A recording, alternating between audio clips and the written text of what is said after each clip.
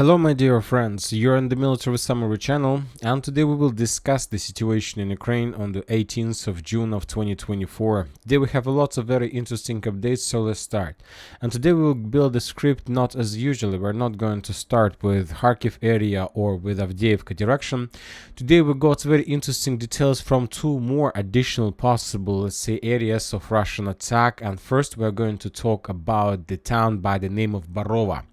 This town is located in the central Kupiansk direction. This is the area, and today the Ukrainian sources started publishing updates. More precisely, Deep State, the pro-Ukrainian mappers, start publishing updates about possible beginning, not like possible, but that very likely the Russians are going to start greatest offensive operation in this direction in the very near future, maybe even today, this upcoming night, maybe in a few days. According to information we have, according to Deep State, the Russians have concentrated around 10,000 people and they have additional 450 military equipment in this direction, including 200 artillery systems. So according to Deep State, the Russians are planning to establish first of all control over the towns, villages like Kopanki, Pershatravneva and Vishneva. This is going to be the first Russian goal, the first Russian, let's say, area to attack. After this, the Russians will try to break through the Ukrainian defense belt between Borisovka, Andreevka, Zeleny Gai, and Shikilovka. As you can see, there are a significant number of, let's say, trenches, fortifications, and strongholds. This is going to be the second, let's say, stage of a Russian special offensive operation. And after that, the Russians are planning to begin the battle for Barova itself. And this is a very important direction, and the Ukrainians are saying that this is not the first time when the Russians are moving in this direction, because in 2022, when the special military operation just started, the Russians were doing the same. They were attacking this town by using the same road, and the Ukrainians are saying that they're hoping, they hope that they managed to learn lessons from the first battle for Barova, and that now they're planning to repel attacks of the Russian forces. As for Ukrainians, according to information we received during the previous months, the Ukrainians have redeployed in this direction 3rd Azov Brigade and 67th Mechanized Brigade of Armored Forces of Ukraine. And according to information we have from the open source, both these brigades are considered as a neo-Nazi brigade of the Armored Forces of Ukraine. So as you can see, the Ukrainians have redeployed those highly motivated soldiers who most likely will try to fight with the Russians till, let's say, till last Ukrainian, without even a single idea or thoughts in their brains of, let's say, surrender or to fall back. Furthermore, another important thing that I would just like to remind you, the situation in the area. During the previous 2 weeks, we got significant number of updates about the clashes for the village by the name of Stelmakhovka. The Russians captured the village by the name of Berestova in May-June of 2024. The Russians improved positions around Stelmakhovka. The Russians captured Mesazharovka or Artyomovka in Ukrainian language, and we have unconfirmed report about the Russian control over Andreevka. So the Russians were pretty active in this area, and yet, of course, before beginning of this Barova offensive operation, Svatovo-Barova, of course, it's better to capture Stelmakhovka, but for now there are still villages still under Ukrainian control. Another important thing about the territory is that after the Ukrainian sources published this report about the beginning of Russian offensive, that will be, let's say, the Russian forces are going to use the forces of 20th Army with 3rd and 144th divisions, represented by 236 artillery brigade and 11 regiments. And today we got, after the Ukrainians published the post, we got report that the Russians, as a result of Iskander strike, destroyed the bridge that was located between the town by the name of Barova, this is it, and the town by the name of Gorkhovatka. So according to the Ukrainians, the Russians are planning to attack, and according to the Russians, they destroyed the bridge, the main supply road that Ukrainians were using to support their forces inside of this area. So if we summarize everything, of course, it seems to me that soon something big is going to happen, probably in this direction, not like in a month, but it's about to start maybe during this upcoming week. But we also got very interesting report from another direction, and now we're going to move to Toretsk, New York, in direction to the area in front of Gorlovka. So this territory, we haven't been receiving any updates about any clashes probably since the beginning of the special military operation. There was some clashes between Russian and Ukrainian positions in the vicinity of these landfills that took place during the previous few months, and now according to information we have, the Russians began the heaviest, the highest, the toughest artillery operation ever in this territory. Something like this we used to see before the beginning of greatest offensive operation in Avdiivka in the 10th of October of 2023. So something like this is happening right now in this direction as well. So as you can see, the Ukrainians are trying to spread the information about offensive in Barova. On the other side, the Russians are trying to spread the information about the offensive operation in direction of Konstantinovka, Toretsk, New York, with the purpose to encircle this territory. As for this area, of course, the Russians do have the base. They do have, let's say, strong positions in this area, and not just in the southern part, in the vicinity of Ocheretino, where the Russians continue their advancing. Also, the Russians have very strong positions between Ivanovska, Klishchevka, Kuzyumovka, Zelenopolye, Kurdyumovka, and Gorlovka itself. Of course, as for Klishchevka, for example, today we got the final confirmations that Ukrainians during the previous 48 hours, maybe even more, managed to restore control over some part of Klishchevka. In this video we can see how the Ukrainians captured another Russian soldier who surrendered, and that the Ukrainians captured the turtle tank. So maybe from this perspective we can make a conclusion that the Russians retreat from this area, but very important things, very important updates are coming from the line between, let's say, Ukrainian towns Druzhba, Delivka, and Russian towns, like the towns under Russian control, Andreevka, Zelenopolye, Kurdyumovka, Zaryanovka. As you can see, we have a few geolocations from this territory of how the Russians were bombing and attacking the Ukrainian positions along the Seversky Donetsk-Donbass canal. We have a lot of artillery strikes, FPV drone strikes. So from this perspective, nothing special, just a regular military routine. Some artillery strikes, some FPV drone strikes, and that's it. But if we increase the numbers of this since the beginning of May, from the 1st of May for 2 months, we're gonna see significant number of artillery strikes that took place in this area just for the previous 2 months. And telling the truth, this is the most concentrated area of Russian artillery strikes and counter-artillery duels.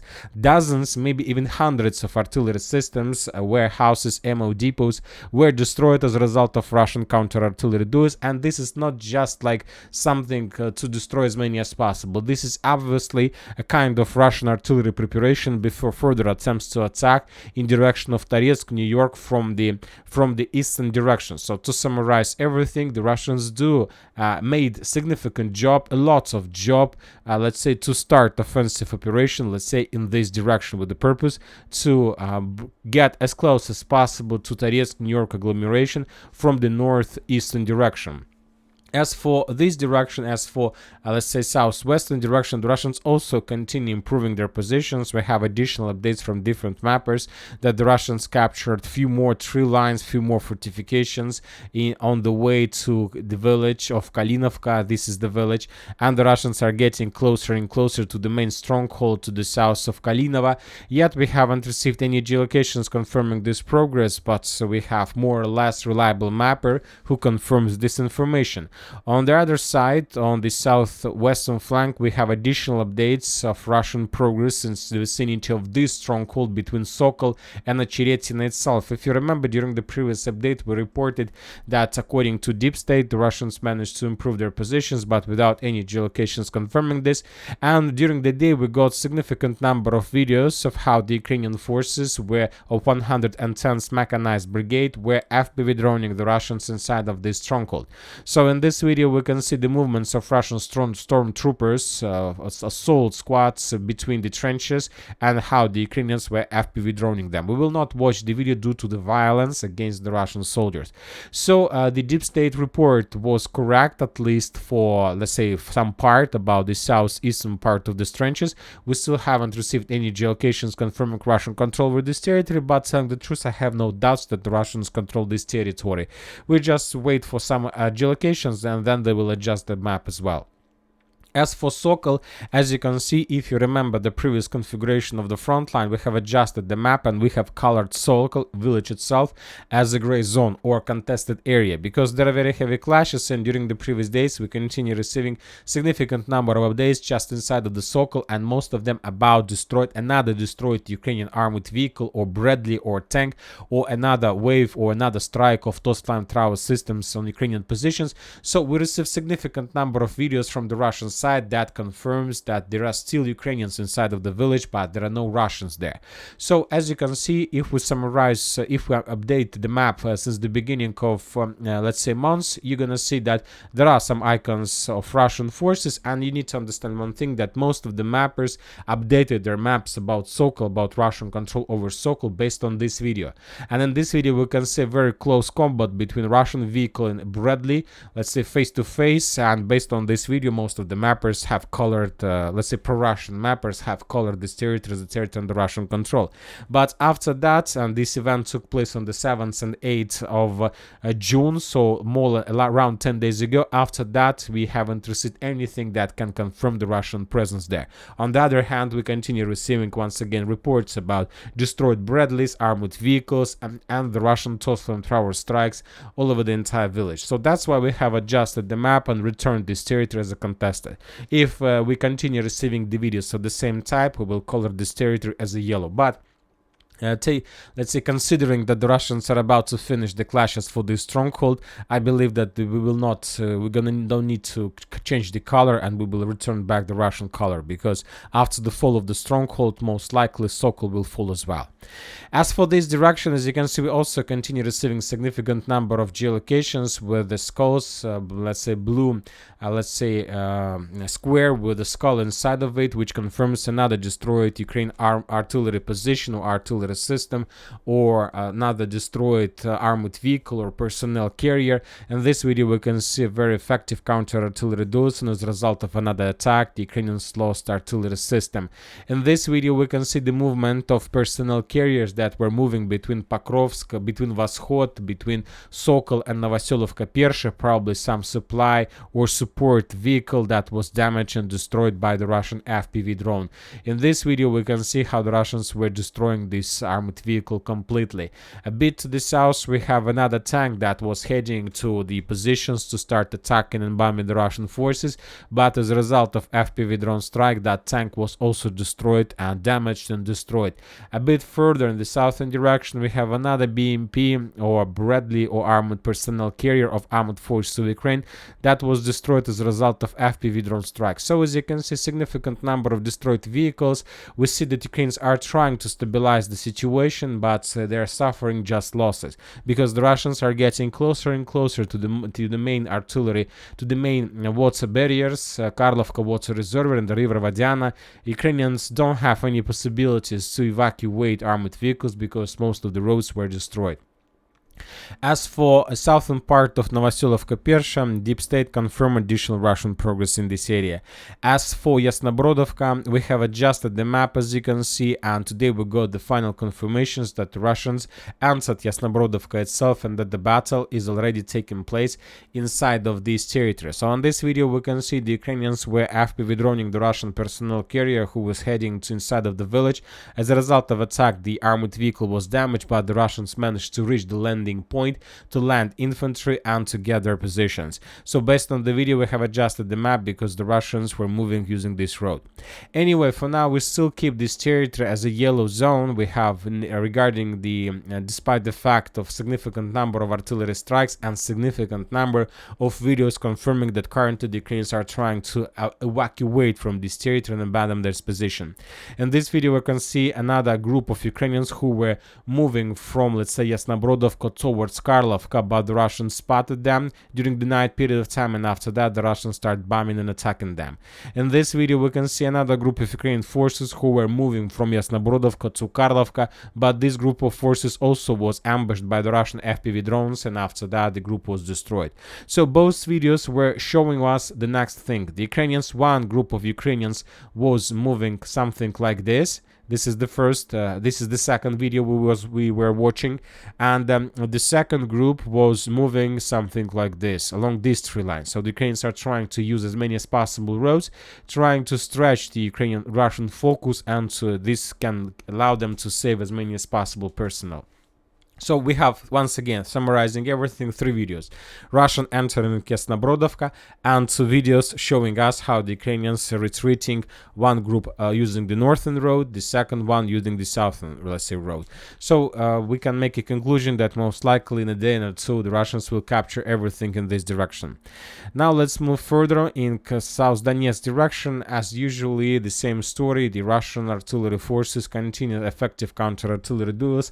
Another batch of artillery systems of armed forces of Ukraine and warehouses were destroyed as a result of counter-artillery duels, but for now we don't see any changes on the ground. Just the preparations, just let's say searching, reconnaissance operation, trying to discover the positions of armed forces of Ukraine and to destroy it as soon as they manage to discover them. Now let's move further in the south and Donetsk direction. Most likely this white line was captured by the Russians, and now the Russians are moving further. We have additional videos, as you can see, significant number of them, of how the Russians were clearing the next blocks of Urozhaine, let's say those blocks that located in the top center part of the village. And also, after such a heavy artillery preparation, most likely the Russians will continue offensive and will capture the village, or at least the central part, completely. So this is the situation in the southern part, in Avdiivka direction, in Toretsk, New York. We haven't received anything about Chasiv Yar, just regular things and few more geolocations confirming Russian presence in the most northern part of Kalinovka Street. The Ukrainians just control the farms. And we have additional updates from Razdolovka. As you can see, significant number of geolocations we have from this territory as well, and based on the geolocations, and even based on the geolocations since the beginning of months, we can make a conclusion that Siversk is also a very interesting target for the Russians. The Russians finished complete significant work, artillery, counter-artillery duels, lots of tanks, artillery systems, warehouses were destroyed, and the Russians continue doing their job. If we summarize everything, we see that Razdolovka is already encircled and already in operational, let's say, encirclement. During the previous day, the Ukrainians tried to send as many as possible reserves, reinforcements, supply and support, but the main roads that goes from Siversk to Razdolovka are already under complete Russian FPV drone control. Significant number of destroyed vehicles, and the Russians continue clearing this territory.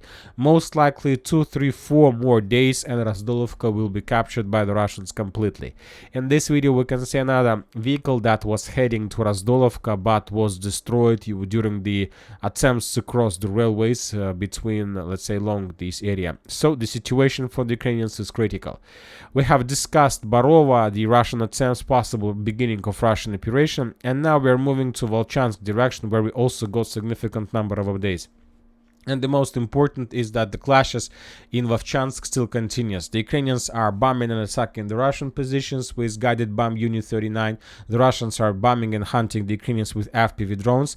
And during the previous 24 hours, we just got one update, a small improvement of Russian positions inside of aggregatny plant itself.